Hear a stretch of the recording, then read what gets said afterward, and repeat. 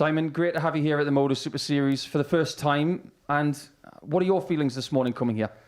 My feelings are it's a bit too early to be playing darts, but I'm very excited, to be fair, and yeah, I can't wait. You've travelled the world playing darts in various systems over the years, but is it a nice comfort knowing that this venue is quite close to home? It's actually lovely, yeah. It's like a 15-minute drive, and most of my tournaments last year were like 4 hours, so yeah, it's beautiful. It is early, and it's something that you will contend with over the next 3 days, but also something that's been different in January this year is that you've played a lot of darts coming up to the end of this month, which is something that you haven't done a great deal of. Yeah, exactly, yeah. Played the Challenge Tour, played for the Tour card, so yeah, I've got a lot of darts behind me. So with that in mind, you must be feeling pretty sharp. Well, yes and no. Still fiddling a bit with my darts, but yeah, I've gone back to an old set, so we'll see how they go. A lot of people accuse Peter Wright of being the doctor of darts and making lots of changes, but maybe that's something that you will look to do in this venue to try and find a formula for 2025, right? Yeah, definitely. I'm still looking to get some new darts made, which I haven't got done yet, so that's maybe next week. And yeah, I'll just work with the ones I've got now, which are a set I've used before, so I'm quite comfortable with these. Are you looking forward to the format here? Because it does involve a lot of games, potentially week-wide. Yeah, definitely. You know, the more games I can get under my belt, the better, and we'll just work off each game. Have a fantastic week, Simon. All the best. Thanks, Paul. Cheers.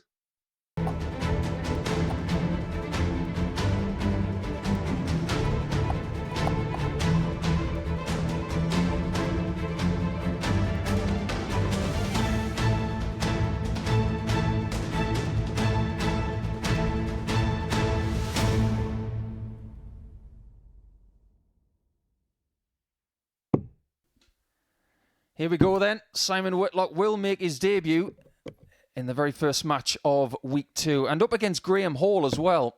Someone who he has played before on the PDC Pro Tour. But this is a different tournament, a different venue. And now for Simon, a different challenge. Someone who's been playing top-level darts for more than 20 years. Now in his mid-50s.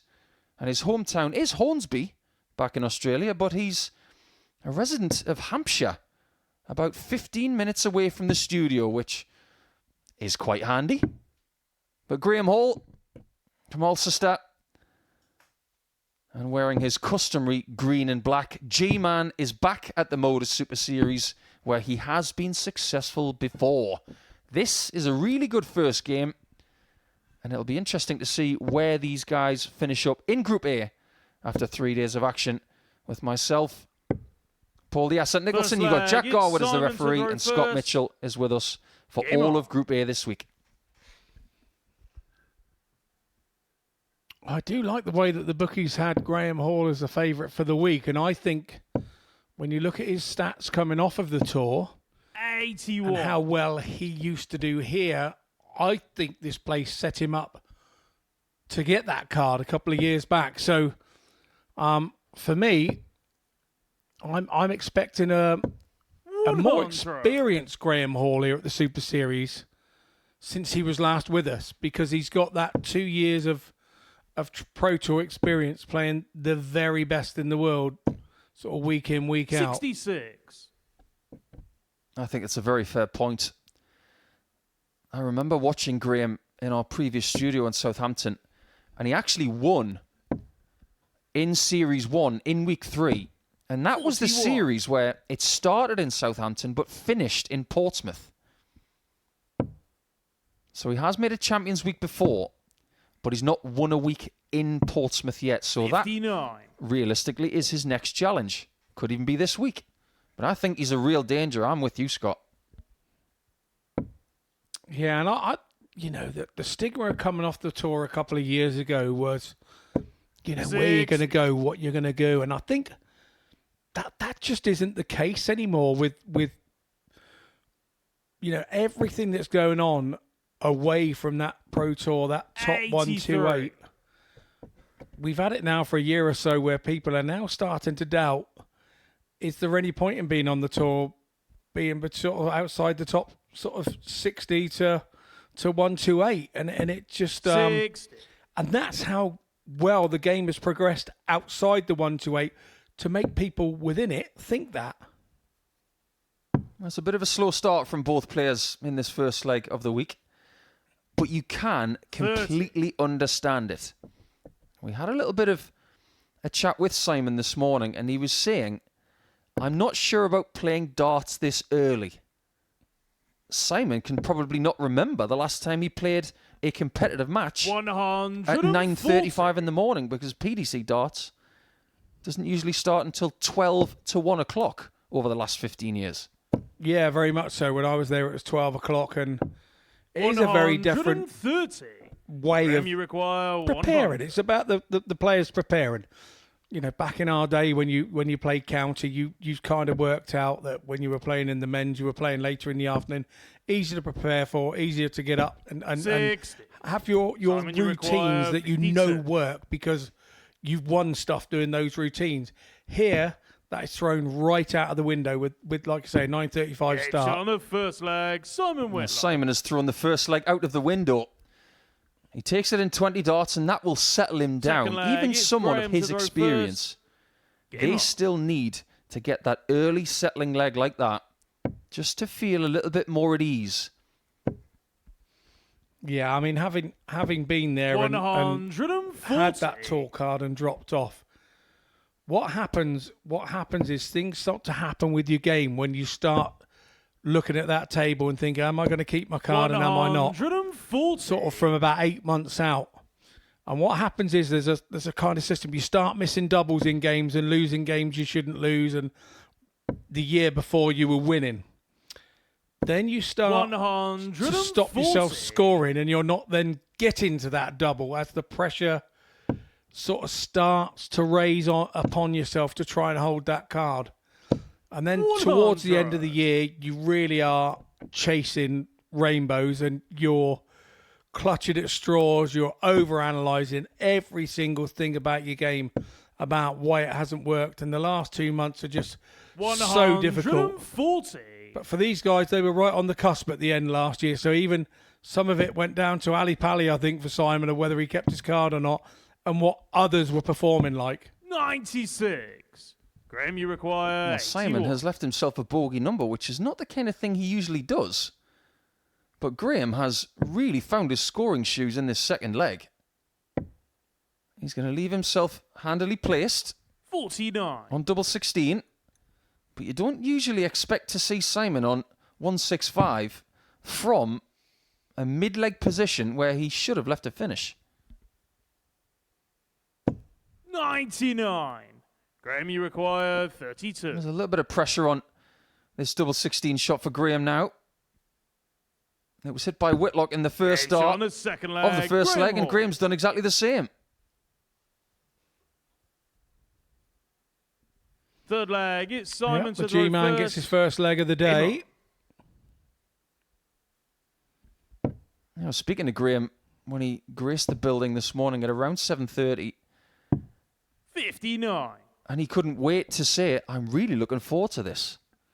Because I am with you, Scott. I think he understands just how much he kicked on as a player when he was playing in this format. He doesn't really care 123. where it is.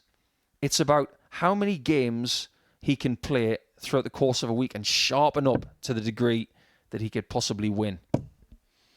And the other thing, when you're on that tail end of that cusp of losing the card, you think you're not playing your best and you're not quite doing it right. But to be fair, those averages there that you're losing with are sort of averages that you can come here and be more than competitive 59. with.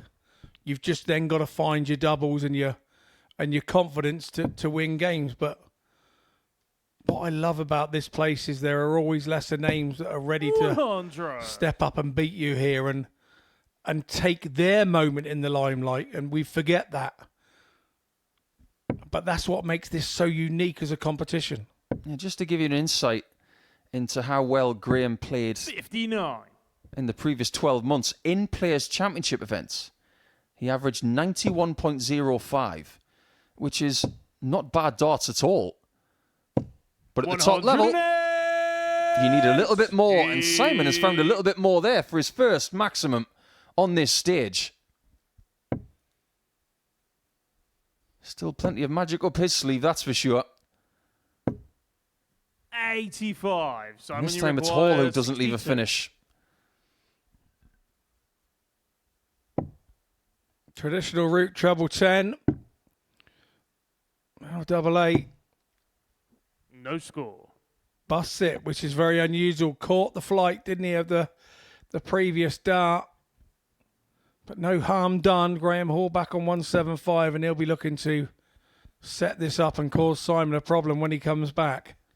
And I wouldn't be surprised if throughout the course of this week we see Simon Whitlock with different darts in his hand Simon, and you possibly require a conical 62. flask and a Bunsen burner, because Dr. Whitlock might be going for something experimental, but this is textbook again. And this time he gets the 62 right Simon for a Whitlock. 2-1 lead. Fourth flag, it's Graham to throw Would first. it be fair to say that Simon on. of later years has been more known for what points he's got in his darts rather than to how he's been throwing? Yeah, I think that's fair. We live in a social media age 81. where any story can be blown up to a certain proportion. But just because he's a forward thinker when it comes to equipment, but specifically points, 134. and maybe the silver medal goes to the stem work he's done, but maybe most of those stories were negative instead of being positive. Yeah, correct. I mean, I was coming to the point where I know that he'd been 140. using different sorts of materials to try and make a point for his dart be a little bit different than the norm. And 140. like I was coming to that saying so many people are negative about it, and I think that's kind of wrong. He's trying to use his initiative and design something slightly different. And I remember a few years ago he had the idea of putting the cap on the top of the stem to stop you Robin Hooding and making that fixed as part of the flight. And I used to use those all the time. They 91. were absolutely fantastic. Graham, you require stopped all the Robin Hooding, 157. stopped darts on the floor. So he does things that other players probably don't think about. Well, Graham's got 80 left here and a blocked treble 20, but he's still going to go for it. 97. Can't quite get there. Simon, you require And 136. we're about to see our first ton plus finish of the week. It's a difficult one. And too hard on this occasion. 96. He's in a good Graham, you spot. require If Graham 60. does not find the double he requires, this is a tricky shot. That's actually quite a good single. He's got a bit of clearance to the right-hand side. And uses the shot, marker to full perfection. A flag. great Graham shot from G-Man. Yeah, good dart that. I don't think we can explain how good a dart that was. One left in hand and Fifth flag, doing what it's he's done. Simon You to have to throw have a certain first. amount of confidence with that. Game And he's done it. We see lots of things with that 60 now. We see players throwing the flatty by holding the front of the point and holding it flat so they can still see the double top. I've tried that, Nico. I can't throw a flatty for all the tea in China. I just cannot get that right. Other players will try and throw at the left-hand side of the 20 so they can throw at the right-hand side of the double, but Graham Hall threw his fairly high there and used it as a rangefinder, I think, probably the first dart. I think that 60 checkout methodology is becoming more popular because of the world number one, Luke Humphries. 140. If you want to see Luke Humphries on this stage, he has actually been part of a couple of challenges with someone who's won on this stage, Gemma Hayter, so you can check that out on our social feeds. 95. And I'm sure you'll see that with our 24/7 coverage on Pluto TV as well. Lots of live action for you this week in week 2 and some great players to come. Really looking forward to seeing Jamie Hughes in Group B this week alongside Martin Adams and Ash 95. Coleman. Yeah, former England teammate of mine, Jamie Hughes. We've lifted World Cups together for England, and some talented player. And another who has come off the tour this year, who Simon, you require 132. is actually looking at it and thinking it's not such a bad thing. There's so much else I can do.